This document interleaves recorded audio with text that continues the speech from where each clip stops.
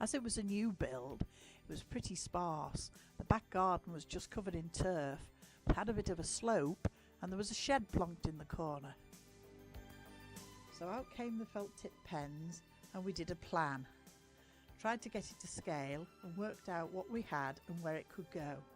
Chris arrived with a mini digger and took up all the turf. We were on our way. So looking at the plan, moved the shed and started work on the foundations for the retaining wall. He soon had the cement mixer whirling away and began building the wall out of breeze blocks. The garden was in fact looking a lot worse, but we knew it was going to get better.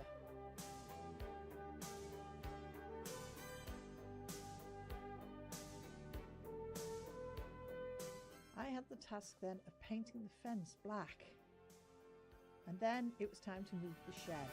Edie came along and supervised the operation. Up went the shed, lifted up and onto the trailer, and off it went to Betchton to be got rid of. Now I could begin to do some real gardening, shape the border and start to put the pots in place to see where the plants would go. Jim assembled the stand that would house my alpine troughs, and we brought the shrine over and the hydrangea that Bob and Wendy bought me for our golden wedding. It would make a nice sitting area in the shady part of the garden. Chris had finished the wall and rendered it. It was all looking good. Now work had to begin on making the base for the studio. We had to put some flags down and get it level. It was exhausting work and Jim had to stop for a cake break. But the bottom garden was taking shape when we suddenly got a phone call to say, "Hey up, your shed's on the way." It had been at Betchton for a year in the paddock, and here it was arriving on the trailer. Christopher backed it in, and then we discovered that when we'd measured it, we'd forgotten about the overhang. Next morning, Chris climbed on the roof of the shed to take off the overhang, while Jim and I removed the fence, and slowly we backed the trailer through. We'd had to remove the downpipe and had cut through the satellite cable as well. The gang of lads arrived, and soon there were too many workers, as the shed was slowly placed into position, with lots of huffing and puffing, car jacks and pieces of wood.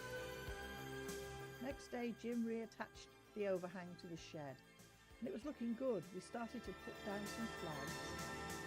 It really fitted in quite well.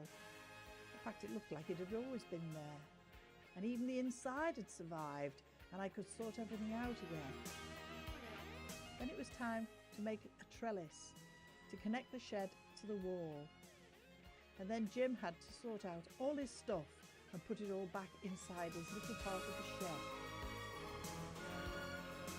Now I could get on with the serious stuff, putting the plants in and positioning the seat at the bottom of the garden to catch the sun. The garden was looking good. We got some gravel down, and then I planted a tree before we had a break while we went off to Spain for a month to the 6 days. Winters are not as bad here as in Wales, but one morning it was quite frosty when we were trying to do some work and put the trellis up on the top of the back fence. At last we got it finished, and it was looking better. It was amazing how it had changed from just a plot of grass to a nice garden. We had to do a bit to the front, but there really wasn't much room to do anything except put some pots around the place and try and make it look a bit brighter.